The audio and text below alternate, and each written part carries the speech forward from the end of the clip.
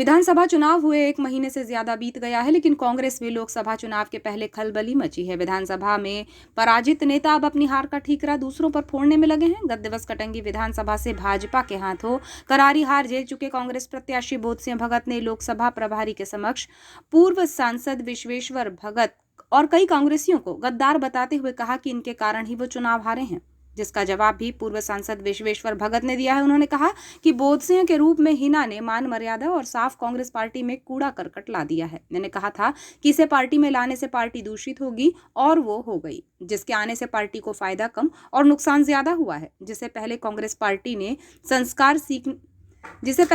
Party से संस्कार सीखने की जरूरत है। फिर चुनाव लड़ना था, लेकिन जल्दबाजी में उसे चुनाव में प्रत्याशी बना दिया गया। किसी भी चुनाव में हार और जीत पार्टी के साथ ही प्रत्याशी के व्यक्तिगत व्यवहार पर भी निर्भर होती है। पार्टी के 80% प्रत्याशी के आकर्षण के 20% वोट होते हैं। चुनाव में कांग्रेस प्रत्याशी रहे बोध सिंह भगत अपने व्यवहार के कारण हारे हैं। वो चुनाव में फाइट में ही नहीं थे। पूरे चुनाव में उनका चुनावी मैनेजमेंट हवाई रहा और हार मिलने पर दूसरों पर दोषारोपण कर रहे हैं। बीजेपी के हार का उनका कहना है कि गद्दारों के कारण ही।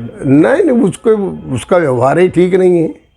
उसके व्यवहार से ही मतदाता उससे प्रसन्न नहीं है।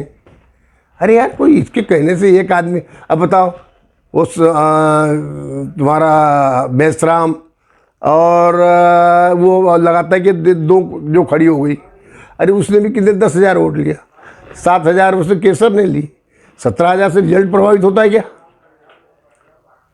तुम तो वैसे ही तुम बिल्कुल किसी तरह से फाइट में आए ही नहीं, हवा में ऊपर चलते थे।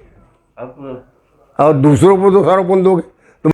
पर पार्टी में पहले आने के पहले मैंने कहा कि इस तरह के चरित्रवान लोग, ऐसे कैरेक्टर के लोगों को पार्टी में लाने से पार्टी में दूषित जो होंगे, पार्टी दूषित होगी इससे, और वो हो रहा है अब।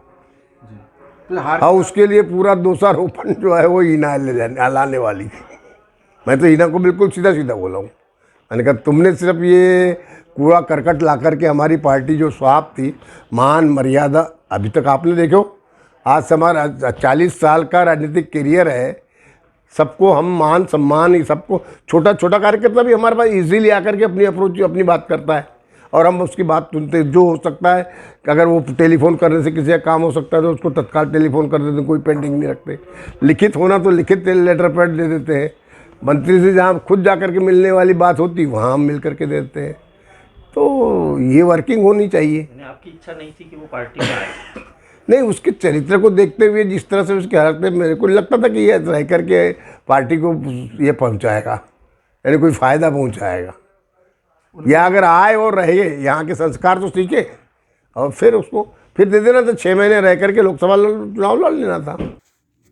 इसी तरह पूर्व सांसद विश्वेश्वर भगत ने कहा कि विधानसभा प्रत्याशी बोध सिंह भगत ने उन पर जो गद्दार होने की बात कही है वो अच्छी नहीं है। उन्हें कोई भी बात रखनी थी तो पार्टी कमेटी में रखते।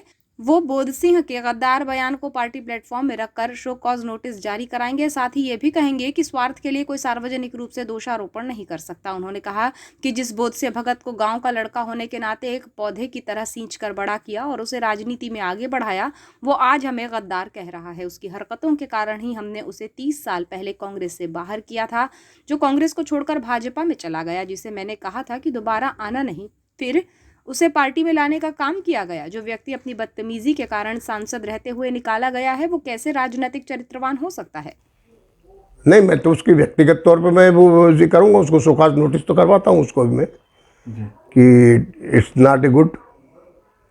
तुम्हारी अगर कोई बात है तो तुमको पीएम से करना। तो एक कमेटी बनी, उसके लिए एक स्पेशल कमेटी बनी, कमेटी जांच कर रही।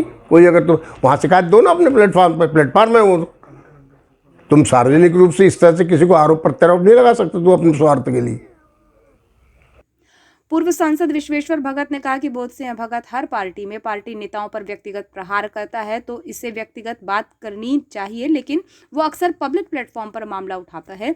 इसकी इसी आदत के कारण सांसद रहते हुए भाजपा ने पार्टी से निकाला था, जो बड़े शर्म की बात है। उन्होंने कहा कि मैंने साफ मना कर दिया था कि मैं कटंगी में काम नहीं करूंगा और वारासिवनी विधानसभा में किसी सीनियर नेता के नहीं होने से कमलनाथ जी के कहने पर मैंने वारासिवनी में काम किया। काफी मशक्कत के बाद हम यहाँ चुनाव जीते हैं।